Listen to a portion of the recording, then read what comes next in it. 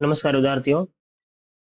कक्षा 10 में हम पढ़ रहे थे समांतर श्रेणियां और 5.1 में प्रश्न नंबर 4 था जो उसके पार्ट जो है वो चल रहे थे।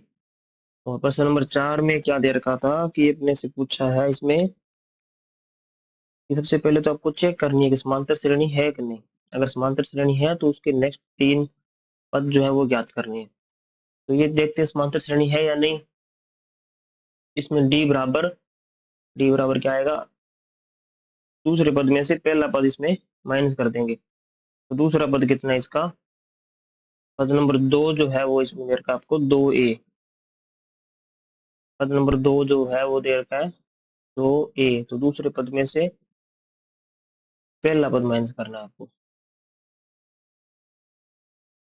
तो 2a माइनस ए, 2a में से एक ए घटाओ तो a बचेगा, फिर से एक बार डी और निकालना है। तो तीसरे पद में से दूसरा पद घटा दो। तीसरा पद कितना है, तीसरा पद है आपका 3a और दूसरा पद है 2a। 3a में से 2a घटाओ तो बचेगा a, यानी कि दोनों बार डी जो है वो बराबर आ रहा है। 3a माइनस 2a तो आएगा a।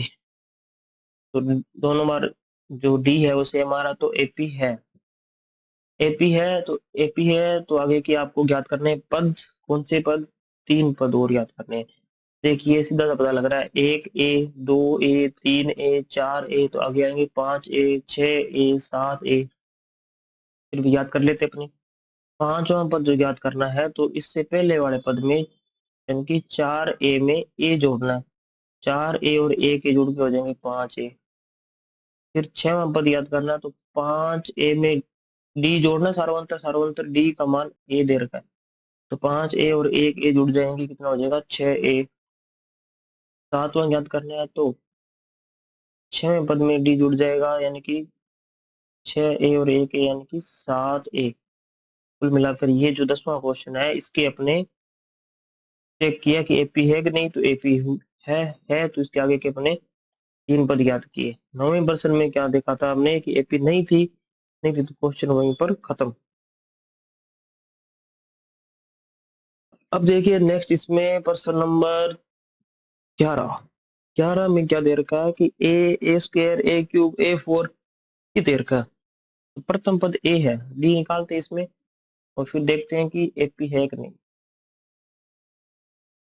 डी आएगा a2 माइनस a1। a2 है ए स्क्वायर और a1 है ए। तो दोनों में ए देखो कॉमन आ रहा है। इसमें ए 2 बार था, एक बार कॉमन आया तो ए बचेगा माइनस। हाँ तो ए कॉमन ही आ गया, कुछ नहीं बचा तो एक। तो यहाँ से तो डी का मान आया है ए माइनस एक। फिर दूसरी बार डी निकालते हैं तो a3 में से a2 माइनस कर देंगे। a3 कितना है, a3 है अपना a की क्यूब और a2 है जो वो है ए स्क्वायर। दोनों में a है, इसमें भी a इसमें भी a, तो a कॉमन आएगा और छोटी वाली पावर कॉमन आएगी। छोटी पावर है ए स्क्वायर कॉमन ले लेते हैं।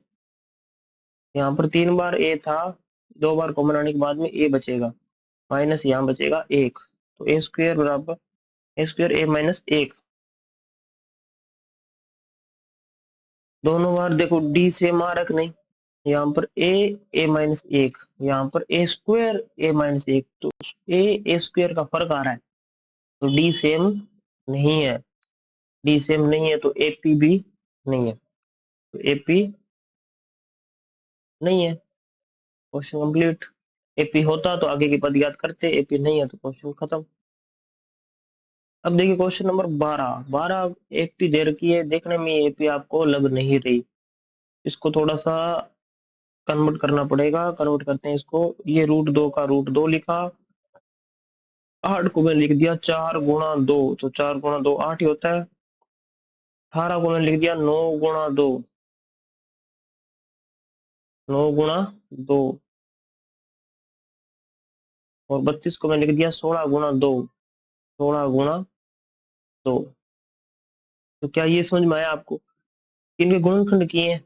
एक तो पूर्णवर्ग संख्या बन रही है, एक दो पूर्णवर्ग संख्या, दो पूर्णवर्ग संख्या और दो। √2 का तो √2 लिख दिया सेम, 4 का वर्गमूल कितना आ जाएगा 2, और साथ में क्या है इसके √2। 9 का वर्गमूल 3, और साथ में क्या है इसके √2। और 4 का वर्गमूल 16 का वर्गमूल 4, और साथ में क्या है √2। देखो इस 4 का वर्गमूल 2 और ये रूट में 2 रहा। इस 9 का वर्गमूल, इस 9 का वर्गमूल आया 3, 9 का वर्गमूल आया 3 और √2 साथ में रहा। 16 का वर्गमूल आया 4 और √2 साथ में रहा। अब आप आगे की पद बता सकते हो एपी है तो।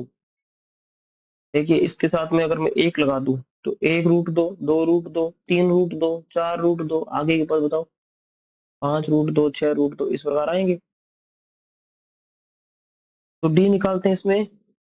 डी बराबर दूसरे पद में से पहला पद माइनस दूसरा पद कितना है? दूसरा पद है 2 √2, और उसमें से माइनस करना है 1 √2। तो 2 √2 में से 1 √2 घटाओगे, यानी कि 2 में से 1 घटाया, 2 में से 1 घटाया तो 1 √2। फिर डी निकालना है तीसरे पद में से दूसरा पद घटाकर। तीसरा पद कितना है 3 √2, और माइनस 2 √2। 3 √2 में से 2 रूट घटाया तो 3 में से 2 गए तो 1, और साथ में क्या है √2। तो दोनों बार डी का मान जो है बराबर आ रहा है, सेम आ रहा है। डी सेम आ रहा है तो एपी है। ये एपी है आपकी, एपी है। एपी है तो नेक्स्ट आपको पद याद करने, तीन तीन पद और याद करने हैं। तो आप इसमें देखिए 5वां 6वां 7वां पद जो है वो क्या होंगे? A5, A5 क्या आएगा? चौथे पद में डी जोड़ देंगे। चौथा पद कितना है आपका? चौथा पद है 4 √5, 4 √2। 4 √2 में 1 √2 और जोड़ दिया आपने, तो 4 और 1 5, 5 √2। फिर 6वां पद कितना आएगा? 5 √2 में फिर से 1 √2 और जोड़ दो, तो 5 और 1 6 √2। फिर 6वें पद 7वें पद में क्या आएगा? 6 √2 में 1 √2 फिर से जोड़ दो, तो 6 और 1 7 √2। यह है 7वां पद। तो 5वां 6वां 7वां पद याद हो गया, एपी है। अब 12 नंबर करने की बात करते हैं, प्रश्न नंबर 13। 13 नंबर प्रश्न में भी आपको चेक करना है एपी है कि नहीं। अगर एपी है तो आगे के पद याद करने हैं। तो 6 को तो क्या ले सकते हो, ज्यादा कुछ नहीं, 6 तो 6 ही रहेगा वैसे तो। √3, 6 को ज्यादा से ज्यादा अपने ये ले सकते हैं, 2 × 3 6। और 9 का वर्गमूल आपको पता ही है कितना होता है, 3 को, सॉरी सॉरी सॉरी, 9 का वर्गमूल आता है 3। तो 3 और 12 को लिख सकते हैं अपने 4 × 3, तो 4×3 = 12। अब देखिए √3 का √3 लिख दिया, ये दोनों गुणा में है तो रूट अलग अलग अलग कर सकते हैं इसका, √2 × √3। फिर ये 3 का 3, और 4 का वर्गमूल 2 आ जाएगा, और साथ में √3 रहेगा। 4 का वर्गमूल 2 और साथ में √3 रहेगा। अब चेक करते हैं कि एपी है या नहीं है। एपी चेक करने के लिए आप क्या करोगे, डी निकालोगे। डी याद करेंगे अपने, डी है A2 - A1। A2 ये रहा, √2 गुणा √3 माइनस √3। √3 दोनों में कॉमन आ जाएगा। क्या है इसमें? √2 - 1, ये आया डी का मान। दूसरी बार डी निकालते हैं तब क्या आता है? दूसरी बार डी निकालते हैं तब देखो 3 को क्या लिख सकते हैं अपने, 3 जो है वो होता है √3 गुणा √3। √3 गुणा √3, ये होता है 3। दूसरी बार और चेक करते हैं, डी बराबर A3 - A2। A3 - A2 कितना है? 3 √3 गुणा √3। और A2 कितना है? √2 गुणा √3। √3 दोनों में कॉमन आएगा, √3 कॉमन आने के बाद में यहाँ बचा √3 माइनस यहाँ बचा √2। तो देखिए ये दोनों में क्या सेम है? नहीं है सेम। सेम नहीं है तो एपी नहीं, एपी नहीं है। अब देखिए क्वेश्चन आप इसमें क्वेश्चन नंबर 14। क्वेश्चन नंबर 14 में एक का स्क्वायर दे रखा है। एक का स्क्वायर कितना होता है? एक। 3 का स्क्वायर 9, 5 का स्क्वायर 25, 7 का स्क्वायर 50, ये दे रखी है। तो एपी बतानी है तो डी निकालते हैं। 9 में से ए घटाना है, यानी कि दूसरे पद में से पहला पद जो है वो माइनस करना है।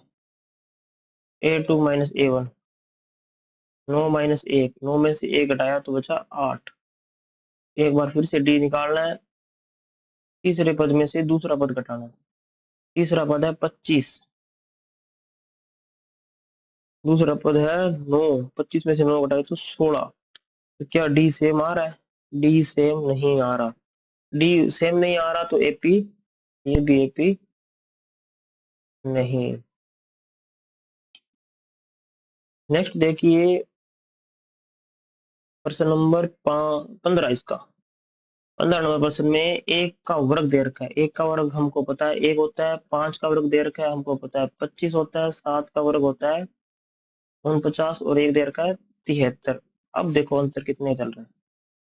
डी बराबर दूसरे पद में से पहला पद घटाएंगे, दूसरा पद है 25, पहला पद है 1, 25 में से 1 घटाया तो 24, ये आया डी। एक बार डी और ज्ञात करना है तो तीसरे पद में से दूसरा पद घटाएंगे। तीसरा पद कितना है? 49, दूसरा पद है 25। 9 में से 5 घटाए तो 4, 4 में से 2 घटाए तो 2, 24, 24 दोनों बार सेम। यस, एपी है। एपी है तो आगे के आपको 3 पद भी ज्ञात करने हैं। आपको पद याद करना है 5 नंबर, 6 नंबर और 7 नंबर। ये तो अब याद हो गया होगा आपको ना, हर बार सेम रिपीट हो रहा है। कितने क्वेश्चन कर लिया आपने? 15 क्वेश्चन एक ही पैटर्न पर। तो ए5 बराबर आएगा A4 में डी जोड़ देंगे। A4 है 73, 73 में जोड़ दिया 24, तो कितना हो जाए? 97। 4 3 7, 7 और 2 9, 97। फिर A6, 97 में फिर से 24 जोड़ दो तो कितना हो जाएगा? 21 होगा शायद, 121। 7 और 4 11, 9 2 11, 11 और 1 12, जी 121। 121 किसका वर्ग है आप बताइए तो, याद होगा आपको। ऐसे नंबर आए तो वर्ग वगैरह जो भी है वो याद होनी चाहिए और दिमाग में आनी चाहिए आपके। 121 जो है वो किसका वर्ग है? फिर सातवां, सातवां आएगा 121 में फिर से 24 जोड़ देंगे तो यहाँ आ जाएगा 45, 145। 4 1 5 और 12 और 2 14, तो 145। तो कुल मिलाकर ये क्वेश्चन नंबर 15 यानी कि चौथे का 15वां भाग है वो हो गया, और तो इसमें नहीं है, इतने है। तो लीजिए 5.1 जो है प्रश्नावली 5.1 वो हमने आज कर ली कंप्लीट। अब हम करेंगे नेक्स्ट 5.2 और उससे संबंधित जो फॉर्मूले है पहले वो पढ़ेंगे, फिर 5.2 को स्टार्ट करेंगे। धन्यवाद।